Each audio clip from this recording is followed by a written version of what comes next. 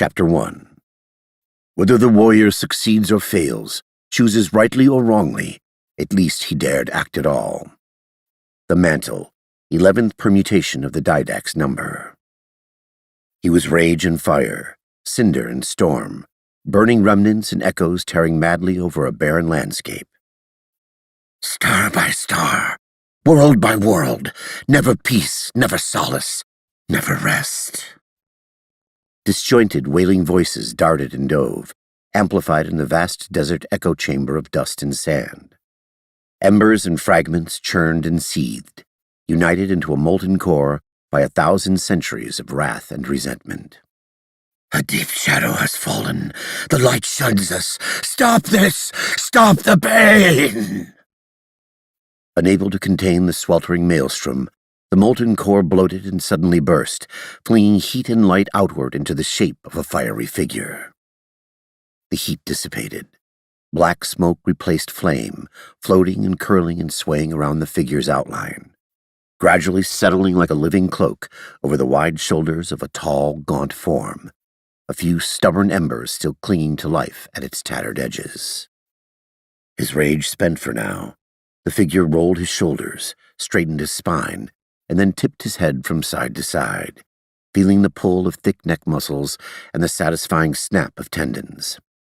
Pressure in his legs and joints manifested as his weight eased down into his body. No, not quite a body. The remnant of one, perhaps. A shade, a memory, a poor imitation. One with enough composition, however, to cause his bare feet to sink into the sand and anchor him to whatever reality this was. Weariness came with the physical weight, burrowing deeply into sinew and bone and wasted muscle. With effort, he lifted an arm, the cloak sliding back to reveal shriveled skin and a large, almost skeletal hand, tipped with brittle, sallow claws. Denial and disgust rose with a sharp bite, some vague recollection telling him the view should be much different. He turned his hand and arm, seeing in his mind's eye a more powerful and muscular physique, healthier gray skin, endowed with fleshy pink variation. Despite his initial reaction, the withered skin and desiccated muscle did not trouble him much. In fact, it felt familiar, as though he had experienced a similarity before, and all that was required to remedy the situation was to initiate what? He knew it, could almost reach it. The lost knowledge seemed to teeter on the precipice of revelation before it evaporated, leaving him unsteady, as if the sandy ground weakened beneath him. He rubbed the vague ache in his right eye, a faint tease of identity skipping through his mind, but that too faded. Try as he might, he could not mentally grasp a single important thing. Who he was, what he was, or how he came to be here, all seemed equally out of reach. His cloak flapped as a line of tepid wind blew over his position, drawing attention to the dust and sand caught up in the current. As far as the eye could see, there is nothing but low sand dunes watched over by a dirty, dull blue sky and the bright flare of a sun hidden behind muddled clouds. An arrogant snort flared softly through his nostrils, indicating a strong ingrained confidence, one that told him not all was lost. Memory might escape him, but instinct and basic knowledge did not. His senses were intact, and his traits and emotions felt strong within him, some still gnawing and churning in his gut. Indignation, contempt, bitterness, fury, obsession. But these he left alone for the time being. No need to stir the serpent's nest just yet. He stared across the desolate landscape, contemplating his current situation. Had he been brought here? Forced here? Or had he fled here? Was his presence by chance or deliberate? When weighed against the consuming rage he'd experienced earlier, one surety stood out above all others. It was certainly not by choice.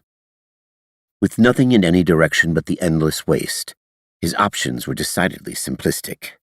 Stay put or move on. Without hesitation, he chose the latter, the sand folding over his feet as he started off in no particular direction. The going was tedious and slow, his corporeal form stiff and uncooperative. Those bare skin on earth and the tiny grains pushing between his toes were oddly satisfying. The basic physical connection to the environment feeling very much like a novelty. After trekking across several dunes, he paused to rest at a high point, revising his previous opinion. The sand was far from satisfying. His soles and toes were now raw, his body ached all over, and his mouth felt like tinder picked from the loose bark of the rat-ah trees that had once lined his family estate on Numdagro. The clarity of the vision struck harsh and quick. The force of it had him by the throat, stealing his breath. Tree line, children picking bark, a fire already smoking in the clearing by the white chalky banks of the river Dueha. The entire moment lay suspended. His legs trembled and he dropped to one knee, gasping, struggling to keep hold of the vision, to place it in the context of his life. But it dodged just out of reach. Disappeared. Gone. As though it had never existed. Defeated, he collapsed with an angry growl, sitting in the sand and shaking his head, appalled at his own wretched incompetence. Heat crept up the back of his neck. Absently, he rubbed the warm skin as his brow drew into a deep frown. His inability to capture the memory was discouraging, but there was also hope. It meant that his past was not completely lost. It was still there, under the surface. More will come, he told himself, eyeing the next sand dune in his path, the tallest yet. While exhaustion threatened to immobilize him, he was apparently nothing if not stubborn. Rousing his dwindling reserves, he got up and let gravity carry him in big strides down the dune's long slope. Once he made it to the next pile of sand, his head tipped back at its height. Such a menial, unnecessary, and time-consuming task when he could simply... what? Wish himself to the top? He braced against the now endless aches and pains plaguing his frail body, and with no small amount of grumbling, began yet another climb, one sore foot in front of the other, until he finally reached the summit, out of breath, but rewarded for his efforts. A dark and dirty horizon stretched in the far distance, and within it, or perhaps preceding it, it was too far to tell, a mote of blue glowed. Finally, something out there in the sea of sand. Relief flooded him, and he slumped to the ground. Once down, he did not attempt to get back up. No matter what might lie beckoning ahead, it felt too good to stop and rest. Something told him that this too felt like a novelty.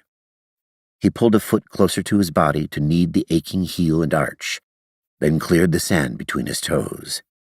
As he tended to the other foot, small dark specks appeared in the sky. Instantly, there it was again, the precipice of knowledge. Along with an urge to assess the threat, to meet it with swift and decisive action. All he had to do was... and... it was gone. Again. Ayah! He grunted in frustration, as the specks drew close enough to see in detail. There were 5 creatures of flight with crested heads and long, imposing beaks. They were larger than him in both body and wingspan, and their dirty brown color blended in well with the desert landscape. Double sets of large, leathery wings protruded from each narrow torso and flapped rather slowly. As they glided overhead, the length of their tails was displayed, and the Rangmeho. The word whispered with sudden clarity. He turned and watched their diminishing passage. Just as they faded from view, they suddenly dispersed into dust. Like a mirage, a dream. He closed his eyes tightly, giving his head a hard shake before looking again. But the avian creatures were indeed gone. An unsettling sensation bloomed in the pit of his stomach. While he did not want to admit it, he knew. He'd known all along.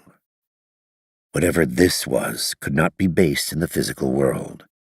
The landscape was not quite right, and neither was he, formed as he'd been from embers and emotion. His arms were wizened and old. His garb was wholly unfamiliar.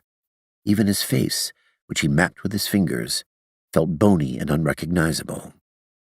He pinched his sallow cheeks and tugged at the tuft of hair on his head. The pain was real, at least. He studied his hands. All 6 fingers accounted for. It was right, and yet not right. He felt solid, and yet he was not whole. Questions assailed him, none of which he could definitively answer. He must have had a past life, but there was nothing to prove his brief recollections were real, or that they even belonged to him. The mote of blue lingering far on the horizon was the only point of significance so far. If he had indeed been brought here, sent here, forced here, whatever the case might be, there must be a reason. He stayed on the dune for a time, mildly contemplating his predicament while tending to his other aching foot. After his fingers grew tired, he lay back and put a hand behind his head, wondering if there had ever existed such a lackluster, dirty blue sky before. Ayah! But it was quiet here. Perhaps he could simply accept his fate, enjoy the peace, and wait for something to happen. Amusement tugged a corner of his mouth. If he did have a past life, he was certain such an inane and useless thought had never crossed his mind. Gradually, his mind drifted. As sleep took over, he wondered in what reality he might awaken. He dreamed of fire. From flesh to bone, it ate away at him, ripping him apart one layer at a time, tearing and burning, stripped, pulled asunder, until even his consciousness peeled free. He was nothing but writhing, screaming embers.